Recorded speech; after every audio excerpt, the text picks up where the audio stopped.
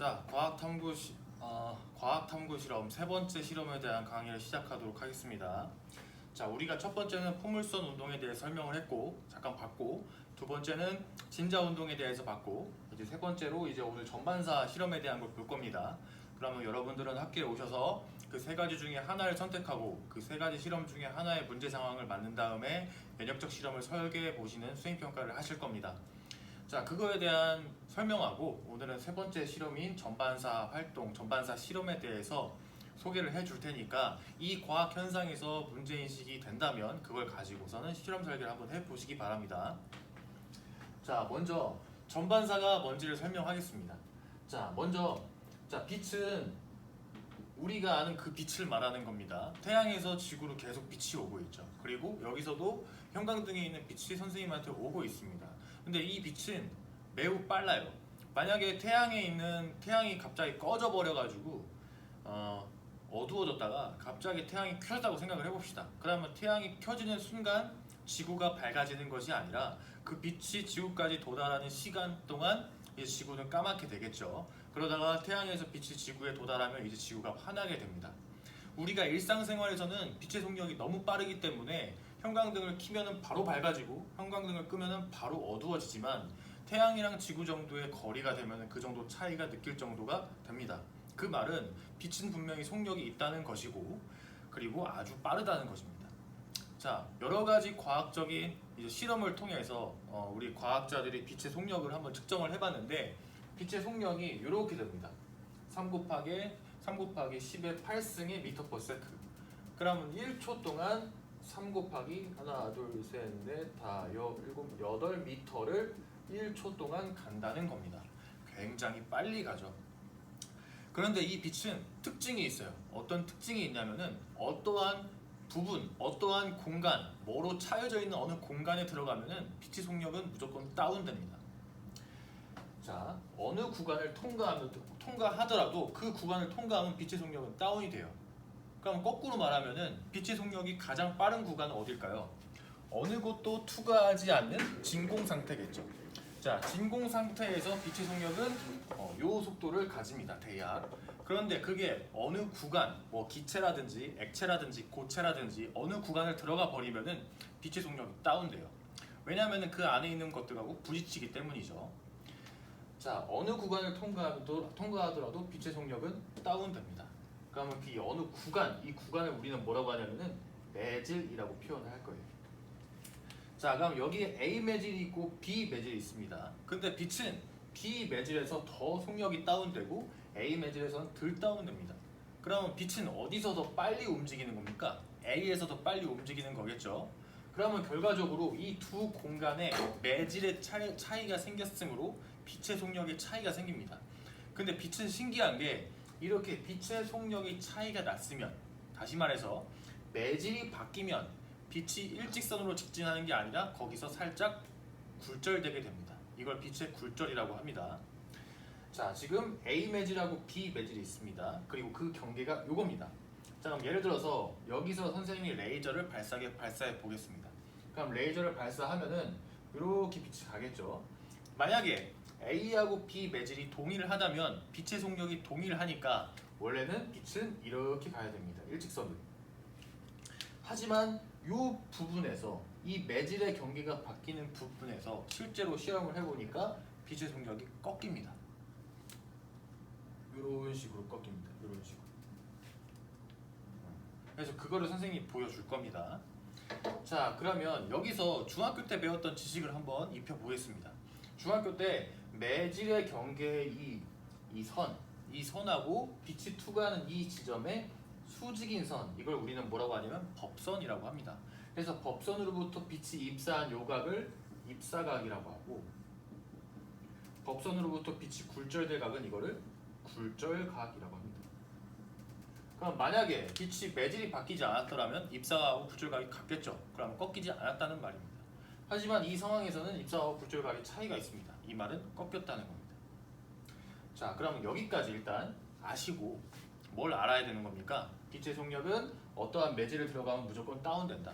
근데 매질이 달라서 다운되는 정도가 다르다. 그 말은 빛의 속력이 다르다. 그 말은 그 경계에서 빛이 굴절된다라는 현상을 우리는 발견했습니다. 그러면 이걸 가지고 선생님이 현상을 설명해 줄 테니까 여러분들이 한번 궁금증을 한번 찾아보셨으면 좋겠습니다.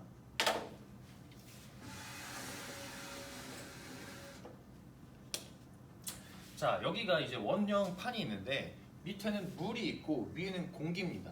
자, 빛이 물도 통과할 수 있고 공기도 통과할 수가 있죠. 근데 다시 말해서 물을 통과할 때하고 공기를 통과할 때 빛의 속력은 같지 않겠죠. 왜냐하면 매질이 다르기 때문에 어디선가 더 많이 빛이 느려질 겁니다. 그러면은 여기서 빛의 속력이 차이가 생겼으므로 이 경계에서 빛이 어떻게 될까요? 그렇죠. 꺾일 겁니다. 선생님이 한번 그걸 보여주겠습니다. 자, 여기에 레이저 빛이 있습니다. 자, 레이저 빛을 이렇게 투과시키면 자, 지금 입사각이 몇 도냐면은 30도입니다. 이거 이해돼요? 여기 0도로부터 요 각이 입사각이죠. 이 법선으로부터 이 각 30도. 근데 굴절각을 보니까 35도 정도가 나옵니다. 그러니까 굴절각이 더 커졌죠. 그러면 이건 꺾였다는 겁니다. 그런데 더 신기한 건 얘가 입사각이 커지면 굴절각도 커지게 됩니다. 자, 이렇게 굴절각이 커지다가 굴절각이 90도가 되는 각도가 생깁니다. 그러고 나서 이 각보다 더 크게 입사하면은 빛이 이 위로 나옵니까? 안 나옵니까? 안 나오죠. 이 경계에서 무조건 반사되게 됩니다. 이해됩니까? 이거를 뭐라고 하냐? 전반사라고 하는 겁니다. 전반사. 자, 전반사가 뭐냐면은 전체가 반사된다.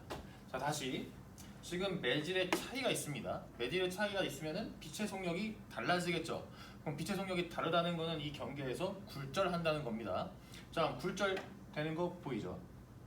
그런데 이 입사각을 키우니까 굴절각도 커집니다. 굴절각이 커지다가 90도가 되는 이 순간이 있고 이거보다 더 큰 각도로 입사를 시키면은 뭐가 일어납니까? 전반사가 일어납니다. 전반사. 이런 걸 우리는 전반사라고 합니다.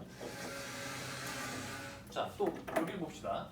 자, 여기에 이게 뭐냐면 유리입니다. 유리. 자, 이 유리에 빛을 비춰보겠습니다. 레이저를. 자, 그러면은 입사각이 0도, 법선을 기준으로 입사각이 0도일 때는 그대로 투과를 해버립니다. 자, 그런데 법선을 기준으로 입사각이 생기면은 굴절되죠. 자, 굴절되다가 어느 순간 그렇지. 굴절각이 90도가 되고 그 다음부터는 모두 다 반사가 되는 거예요. 반사가 되죠. 여기서 반사가 됩니다. 그럼 이 실험에서 좀 특이한 점은 반사된 이 빛이 두 갈래로 나눠졌어요. 그러면 이 실험에서는 어떠한 문제점이 있기 때문에 빛이 두 갈래로 나눠졌다는 거겠죠. 이런 것들이 문제인식이 될 수 있는 겁니다. 자, 여기도 다시 한번 보여주겠습니다. 자, 빛이 입사를 하는데 이렇게 가다 보니까 입사각이 물이 찰랑거리네. 입사각이 커질 때 굴절각도 커지다가 굴절각이 90도가 되고 90도가 된 이후로 이렇게 반사됩니다. 그런데 이 실험을 또 자세히 보면 자, 여기서 굴절이 될 때 반사되는 빛도 보이나요? 살짝 반사가 되는 것도 확인할 수가 있습니다. 여기에서. 그러면 여기서도 모두 다 투가 돼가지고 굴절되는 게 아니라 조금은 일부가 반사된다는 거겠죠. 그러다가 전반사 현상이 일어나면은 모두 다 굴절이 안 되고 모두 다 반사가 되는 겁니다. 자, 여기까지 하겠습니다. 선생님이 설명이 만약에 이거를 통합과학 시간이나 중학교 과학이나 물리학 수업에서 수업을 했다라면은 자, 이게 어떤 현상에 의해서 어떻게 왜 굴절이 되는지 그 원리를 알려주고 여러분들의 시험을 통해서 그거에 대한 지식을 확인하는 시험을 보겠죠. 그런데 지금은 과학 탐구 실험 설계 요 과목입니다. 그렇기 때문에 선생님이 좀 불친절하게 과학 현상을 보여줬습니다. 그럼 거꾸로 말하면 불친절하게 보여줬다는 거는 여러분들이 의문을 가질 수 있다는 점이 좀 있다는 겁니다. 그러면 그 의문점을 찾아서 그 의문점에 대한 실험 확인할 수 있는 가설을 설정하고 그 여러분들의 생각이 맞는지 안 맞는지 실험을 설계해보는 수행평가를 할 겁니다. 아시겠죠?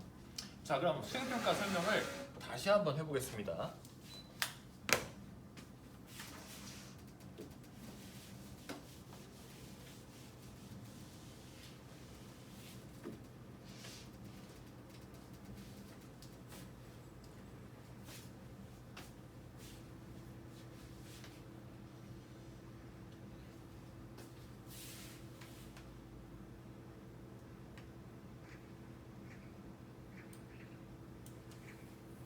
자, 여러분들은 학교에 오시면은 이 종이 그대로 받으실 거예요. 그러니까 당황하면 안 됩니다. 이 종이 그대로 받으실 겁니다.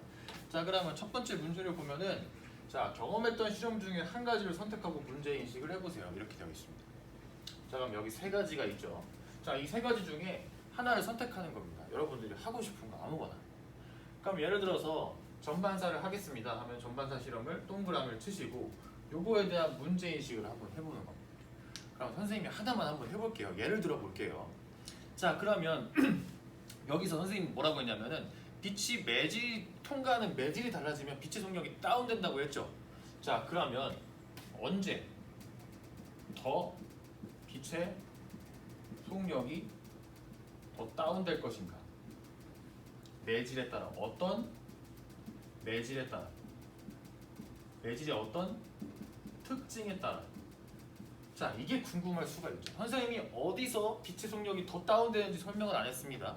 그러면 여러분들은 이런 궁금증을 가질 수 있지 않겠어요? 저 공기랑 물이 있는데 어디가 더 빛의 속력이 느린가? 그러면 빛의 속력이 느리려면 어떠한 조건이 있어야 되는가? 그런 거를 여러분들이 생각해 볼 수가 있겠죠. 그러면은 여기서 하나의 가설을 설정하는 겁니다. 그러면 어떤 매질의 특징에 따라서 빛의 속력이 더 느려질 것이다. 선생님이 여기까지 해버리면 선생님이 수행평가를 그냥 여러분들이 하나의 답이라기보다는 뭔가 하나의 사례를 보여주는 거기 때문에 여러분들한테 분리할 수 있으니까 여기까지만 하겠습니다. 그럼 여러분들은 여기다가 어떠한 특징이 있다면 빛의 속력은 더 다운될 것이다 이렇게 서술을 하겠지. 선생님이 여기 화살표였다고 여러분도 화살표 하면 안 됩니다. 한글로 정확하게 작성해 주셔야 돼요. 어떠한 특징이 있다면 빛의 속력은 더 다운될 것이다. 아니면 어떠한 상황에서 빛의 속력은 덜 다운될 것이다. 덜 감소할 것이다. 이런 식으로 가설을 설정할 수 있죠. 자, 그러면 이 어떠한 특징을 견인으로 해가지고 뭘 해야 되는 겁니까? 실험 설계를 해야겠죠. 그럼 여러분들이 이제 탐구 설계에 와서 이 어떠한 특징을 뭘로 해야 될까요? 조작 변율로 해야겠죠. 요럴 때, 뭐 요럴 때. 자, 그러면 이거를 할 수 있는 실험을 설계를 해야겠죠. 그래서 나머지는 어떻게 갖게 할 것인가? 얘만 다르게 하고 나머지는 어떻게 다르게 할 것인가? 자, 지금 선생님이 이 레이저는 초록색 레이저를 사용했는데 만약에 빨간색 레이저나 노란색 레이저, 파란색 레이저를 사용한다면 상황이 달라지겠죠. 그러면은 어떠한 매질만 다르게 했다면은 그 매질을 실험하는 모든 과정에서 레이저의 색깔, 레이저의 출력은 모두 다 같아야 될 겁니다. 그렇죠? 그런 것들이 통제 변이이 되어야 될 겁니다. 그 다음 종속 변이는 이거에 의한 결과, 빛의 속력 이렇게 되겠죠. 그러면 이제 이거를 어떻게 준비물을 가지고 실험 설계를 할지 밑에다 이제 구체적으로 서술해 주시면 되는 겁니다. 한 가지 유의할 점은 이제 실험 설계를 할 때 그냥 쭉 설명문처럼 쓰지 마시고 자, 이렇게 1번, 2번, 3번, 4번 해가지고 우리 교과서에 나와 있는 탐구 활동에 대한 설명을 보듯이 이렇게 번호를 매겨서 실험 설계를 해주시면 되고 이거에 대한 이제 그림, 선생님이 이해할 수 있는 그림을 좀 작성을 해주시면 됩니다. 그래서 여러분들이 학교에 오시면 이걸 선생님이 나눠줄 거고 그럼 여러분들은 온라인 수업에서 배웠던 실험 설계, 실험 상황 그 세 가지 상황에서 한 가지를 선택하고서는 문제를 인식하고 그래서 이거에 대한 실험을 설계해 보시면 됩니다. 어렵게 생각하면 매우 어려워질 수 있지만 쉽게 생각하면 좀 쉬워질 수가 있어요. 그러니까 시험이 끝나고 일주일 동안 좀 고민을 해보다가 학교에 오셔서 해주시면 됩니다. 그 다음 이 다음 실험이 뭐였습니까? 다음 수행평가가 뭐였죠? 그쵸? 자율적 실험 설계였죠? 지금 여기서는 세 가지 실험 중에 하나를 선택하는 거였지만 이제 세 번째 수행평가에서는 이제 여러분들이 아무거나 문제 인식을 할 수 있는 아무거나 됩니다. 그냥 과학적인 현상이면 아무거나 상관이 없어요. 그거에 대해서 실험을 설계해 보는 걸 할 겁니다. 근데 그때 하나 추가되는 게 뭐였는지 기억납니까? 하나 추가되는 게 이론적 배경이었죠. 이론적 배경. 자, 아까 여기서 선생님이 빛은 어떠한 상황에서 속력이 더 느려질 것이다 라는 가설을 설정했습니다. 근데 이거는 논리가 없어요. 그냥 선생님이 생각이죠. 그죠? 선생님이 그냥 생각입니다. 그러면은 이 가설에 근거할 수 있는 약간 과학적인 이론이 있다면 여기다 쓰시는 겁니다. 아니면 그게 아니어도 상관이 없습니다. 그러면 이 실험을 하기 위해서 뭘 알아야 됩니까? 빛에 대해 알아야겠죠. 그 다음 굴절에 대해 알아야겠죠. 뭐 그럼 빛의 특성에 대해서 알아야 될 거고 뭐 이런 거 알아야 되는 게 많지 않습니까? 그 알아야 되는 배경 지식을 좀 써주시면 됩니다. 아마 선생님 기억으로는 2칸 있었습니다. 그럼 2가지 개념만 작성해 주시면 됩니다. 그래서 여러분들이 이제 7월 동안 7월 한 1, 2주, 2, 3주 정도의 기간이 있을 텐데 그때 수행평가 하기 전까지 기말고사 2주 전까지 좀 생각을 해보셨다가 학기에 오셨을 때 이제 세 번째 수행평가 자율적인 탐구활동 설계를 한번 해주시면 되겠습니다. 그렇게 해서 과학탐구 실험은 이제 1학기를 마무리할 거고 선생님은 이제 여러분들이 적어준 이런 창의적인 실험 설계에 근거하여서 세부 특기사항을 적어줄 것입니다. 아시겠죠? 그래서 2학기도 어떻게 될지 모르겠지만 그거는 나중에 한번 생각을 해보도록 하고 일단 1학기는 이렇게 평가를 진행하도록 하겠습니다.